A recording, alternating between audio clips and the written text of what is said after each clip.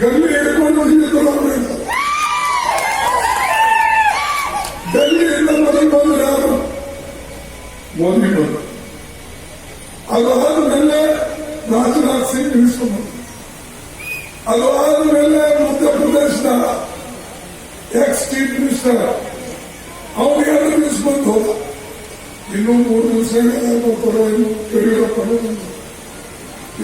ಅಂದ್ರೆ ಇಲ್ಲಿ ಚಿಕ್ಕ ಪುಟ್ಟ ಲೀಡರ್ ಹಿಡ್ಕೊಂಡು, ಬೆಂಗಳೂರು ಲೀಡರ್ ಹಿಡ್ಕೊಂಡು, ದಿಲ್ಲಿ ಲೀಡರ್ ತನ ಉಳಿಯುತ್ತಾ ಇದ್ದಾರೆ. ಕರೆಗೆ ಅವರಿಗೆ ಸೋಚ್ ಯಾಕಪ್ಪ ಏನು ಗಂಟಿದ್ದೀರ? ಕಾರಣ ಬೇಕಲ್ಲ. ನನಗೆ ಯಾಕೆ ನಿಮ್ಮ ಆಶೀರ್ವಾದದಿಂದ ನಾನು ಆರಿಸಿಕೊಂಡಿದ್ದೇನೆ. ನನ್ನ ತೆಗೆಯೋದು ಬಿಡೋದು ನಿಮ್ಮ ಕೈಯಲ್ಲಿದೆ. ಇವರು ಯಾರು? ಈ 3 ಪುಟ್ಟ ಪೈಲವನ್ನು ಸೇರಿ ಒಂದು ಪೈಲನ್ನು ಸರಿತ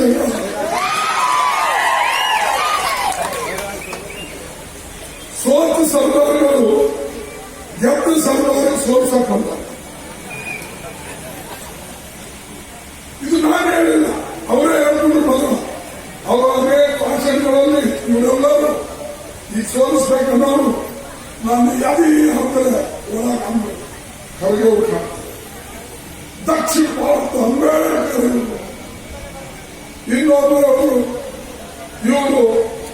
ಇವರಷ್ಟು ಕೆಲಸ ಮಾಡತಕ್ಕಂಥ ಕಾಯಕವೇ ಕೈಲಾಸ. ಬಸವಣ್ಣನ ನಂತರ ಇವರೇ ಕಾಯಕ ಮಾಡುತ್ತೆ. ಆ ಬಸವಣ್ಣನ ಹೆಸರು ಹೇಳಿ ಈ ದೇಶದಲ್ಲಿ ಅತಿ ಉತ್ತಮ ನಾಯಕ ಯಾರಿಲ್ಲ ಅಂತ ಇವರೇ ಹೇಳುದು. ಇದು ಎಲ್ಲ ಹೇಳಿ ಕೆಲಸ ಮಾಡ್ತಾರೆ. ರೈಲ್ವೆ ಮಿನಿಸ್ಟರ್ ಕೆಲಸ ಮಾಡುದು, ಲೇಬರ್ ಮಿನಿಸ್ಟರ್ ಕೆಲಸ ಮಾಡುದು, MLA ಕೆಲಸ ಮಾಡಿದ್ದಾರೆ, MP ಕೆಲಸ ಮಾಡಿದ್ದಾರೆ, ನೀರಾವರಿ ಯೋಜನೆ ಮಾಡಿದ್ದಾರೆ, ರಸ್ತೆಗಳು ಮಾಡಿದ್ದಾರೆ, ಹಾಸ್ಪಿಟಲ್ ಮಾಡಿದ್ದಾರೆ, ಸೆಂಟ್ರಲ್ ಯೂನಿವರ್ಸಿಟಿ ಮಾಡಿದ್ದಾರೆ, ಸ್ಕಿಲ್ ಡೆವಲಪ್ಮೆಂಟ್ ಸೆಂಟರ್ ಮಾಡಿದ್ದಾರೆ. ಸಾಕಷ್ಟು ಅಭಿವೃದ್ಧಿ. ನಾನು ಒಬ್ಬ MP ಆಗಿ, ಒಬ್ಬ MLA ಆಗಿ, ಸಂದರ್ಭವನ್ನು ಮಿನಿಸ್ಟರ್ ಆಗಿ ಕೆಲಸ ಮಾಡಿದ್ದೇನೆ. ಅದು ಮೆಚ್ಚಿಕೊಂಡಿದ್ದಾರೆ. ಆದ್ರೆ ಈಗ ಬಂದು ನೀವು ಏನು ಮಾಡಿಲ್ಲ, ನೀವೇನು ಮಾಡಿಲ್ಲ. ಅದು ಮೋದಿಯವರು 5 ವರ್ಷದಲ್ಲಿ ಕಲಬುರಗಿ ಜನರಿಗೆ ಏನು ಕೊಟ್ಟಿದ್ದಾರೆ ಅಂತ ಹೇಳಿ ನೀವು ಲೆಕ್ಕ ಕೊಡಿ. ನಾನು 10 ವರ್ಷದಲ್ಲಿ MP ಆಗಿ ಏನು ಮಾಡಿದ್ದೇನೆ ಅದು ಲೆಕ್ಕ ಕೊಡಿ.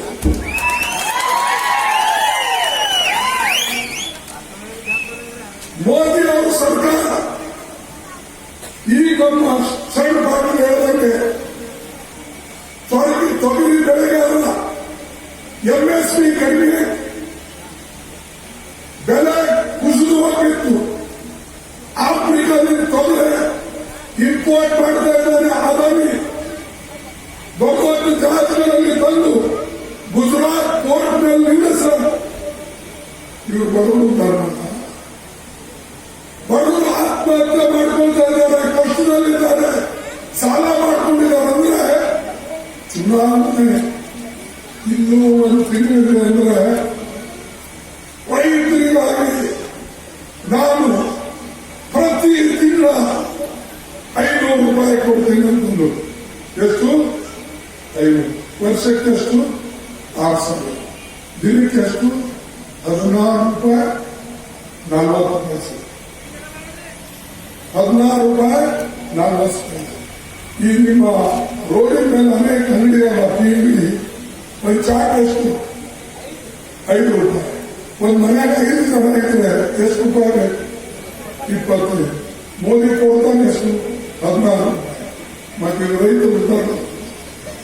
ನೀವು ಅದಕ್ಕೆ ಏನು ಮೋದಿ ಅಂತ ಯಾರು ದೇಶದ ಹುಟ್ಟಲ್ಲ, ಹಿಂದಕ್ಕೆ ಹುಟ್ಟಿಲ್ಲ. ಯಾರೋ ಗಂಡ ಹೆಂಡತಿ ಕ್ಷಮಿಸ್ಬೇಕು ತಾಯಿದ್ದಾರೆ. ನಾನು ಅನೇಕ ಗಂಡ ಹೆಂಡತಿ ಬಹಳ ಪ್ರೀತಿ ಮಾಡ್ಕೊಳ್ತೀನಿ, ಬಹಳಷ್ಟು ಬಹಳ ಪ್ರೀತಿ ಮಾಡ್ಕೊಂಡು ಅದಕ್ಕೆ ಹೆಂಡತಿ ಕೇಳೋಣ. ಒಂದು ದಿವಸ ಜನರಿಗೆ ಹೇಳತ್ರಿ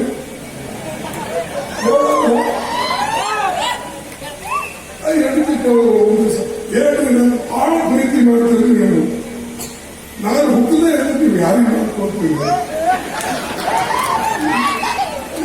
ಎಷ್ಟು ತೊಂದರೆ ಬಂದಪ್ಪ ಇದು ನನಗೆ ಏನು ಅಲ್ಲ ಆಯ್ತು ಬಿಡುವಾಯ್ತಾ ಯಾಕೆ ಈಗ ಮತ್ತೆ ದಿವಸ ಗಂಡ ಹೆಂಡತಿ ಕಡೆ ಸೇರಿದ ಮೇಲೆ ಹೇಳ್ರಿ ನಾನು ನಿಮ್ಗೆ ಕೇಳೋದು ನಿಮ್ಗೆ ಏನು ನಾವು ಹುಡುಗ ಹೋಗೋದು ನೀವು ಯಾರಿಗೆ ಮಾಡ್ಕೊಡ್ತೀವಿ? ಆರು ದಿವಸ ಮತ್ತು ಮೂರನೇ ದಿನ ಮತ್ತೊಂದು ಕಡೆ ಕೂತಾಗ ಎಲ್ರಿ ನಾನು 2 ದಿವಸ ಕೇಳ್ತಾ ಇದ್ದೀನಿ, ನಾವು ಹೋಗ್ತಾ ಇರ್ತೀನಿ ಯಾರಿಗೆ ಮಾಡ್ಕೊಡ್ತೀನಿ ಅಂತ ಕೇಳೋದು ಏನು ಹೇಳೋದು ಅಂತ ಅಂದ್ಬಿಟ್ಟು ನೋಡು ನೀವು ಪದೇ ಪದೇ ಕೇಳೋದು.